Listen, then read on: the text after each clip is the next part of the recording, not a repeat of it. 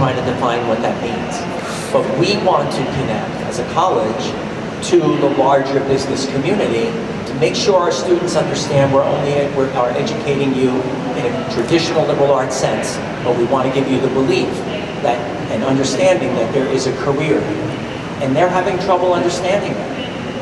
On the election day, NBC and Fox came to Dowling to meet with one of our political science classes, and how did students feel about the vote?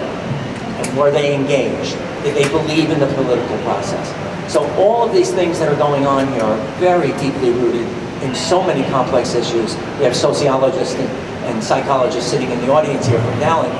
It's complicated, very complicated. When you get the heart of a young person, they're not so sure. They're not so sure that there's a future for them. Here, maybe anywhere. And we're trying to convince them, you have to be the solution. You have to be part of the solution, because this is a great place to grow up and live. And I might just say, the NIMBYism on Long Island, not in my backyard, no matter what it is, if it continues, we're just going to have no growth.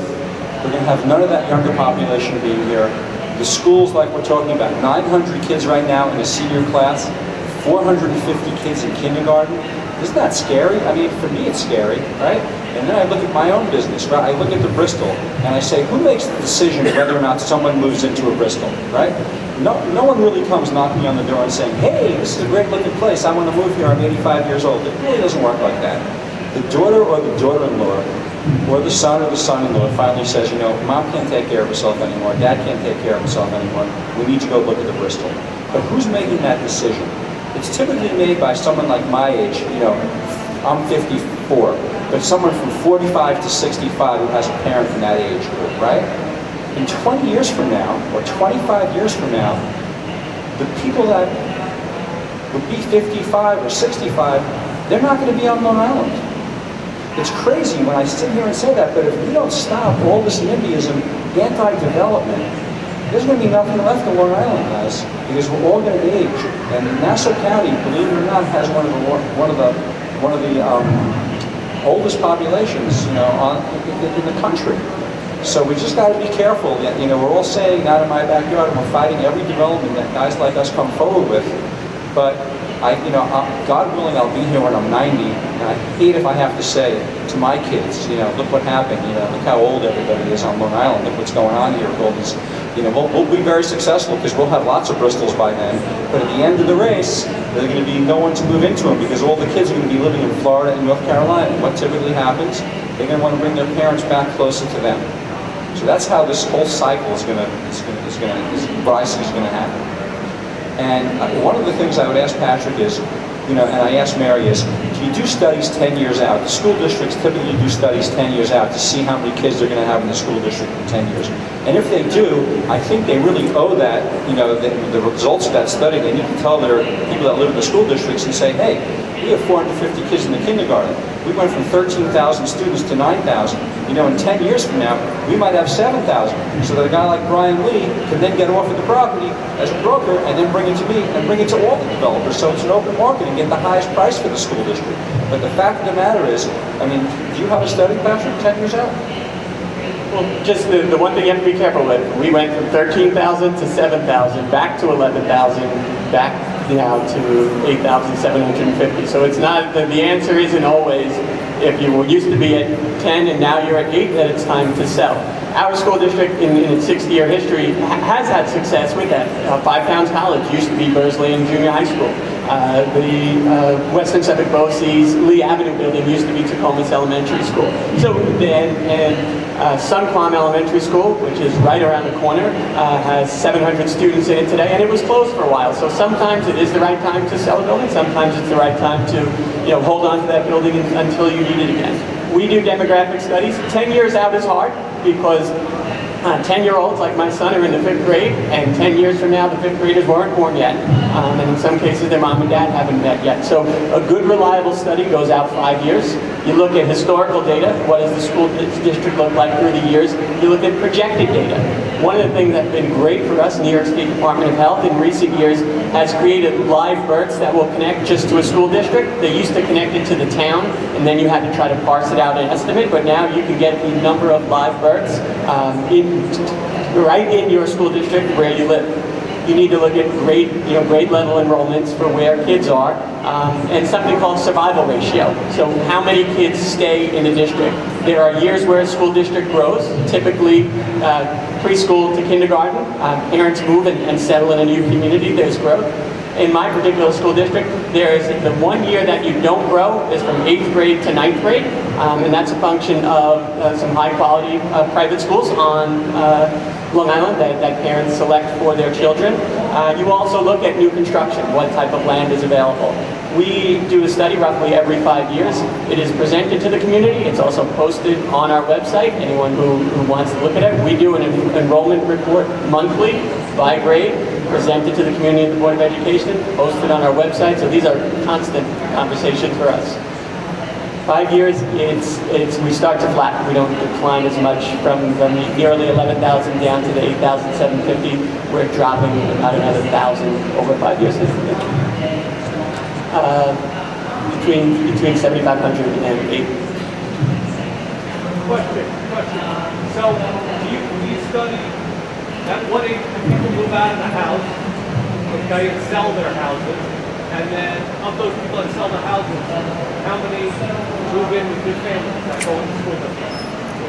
We study children, not so much at what age folks move, but where we do that piece, that factors into the survival ratio. Where are people starting to, at what age do kids start to move in? We see a high spike from pre-K to kindergarten, and then also again as we approach our secondary schools, we see folks start to move in for our purposes. But is there correlation?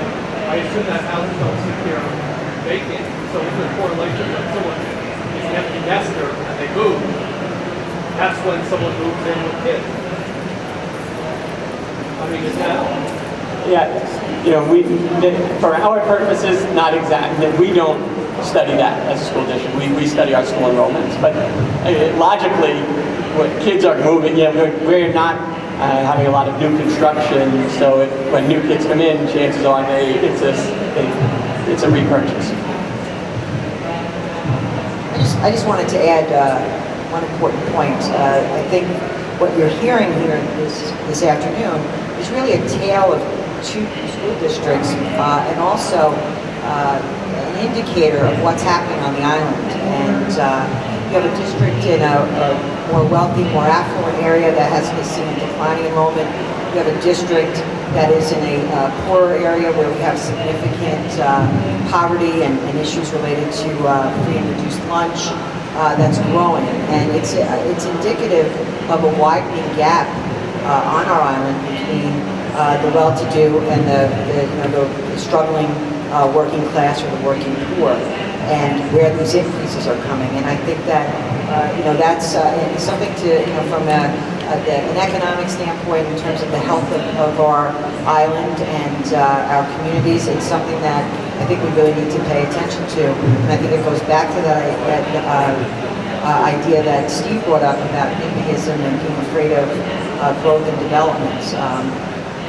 Because if we don't start paying attention to those kinds of issues, we're going to continue to have this widening gap.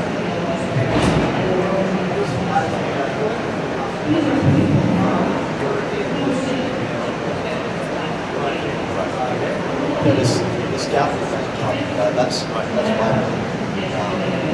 a lot of restrictions on building affordable houses in these more affluent communities. There's a lot of restrictions on where you can build affordable houses. I predict that's why you're getting the resistance from the school districts, is you don't want affordable houses in these very affluent communities. And that is why us, college graduates, we're getting out of it. We don't want to be a part of that sort of system. And until there's like a huge cultural change on the inside, I really don't see a real change happening. Because Long Island's turning into like a segregated place. I mean, it's not turning into a place. We don't want to be here. I mean, you talk about we're declining numbers. There's growing numbers everywhere. You can't get more families into your school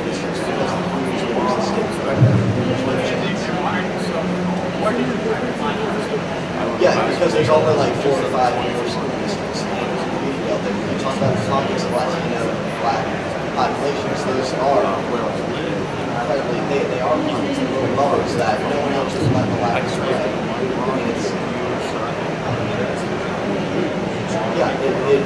terrible. That's why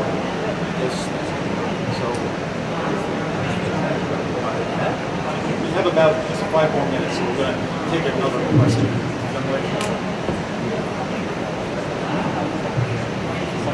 Thank you. Hi, my name is Maria Saturn. I'm from Dearborn High School. I'm a senior.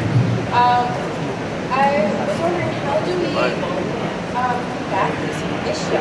How do we integrate our school system or even spread out the wealth so that we're able to get more kids into certain areas and we're able to have less stress on the school areas?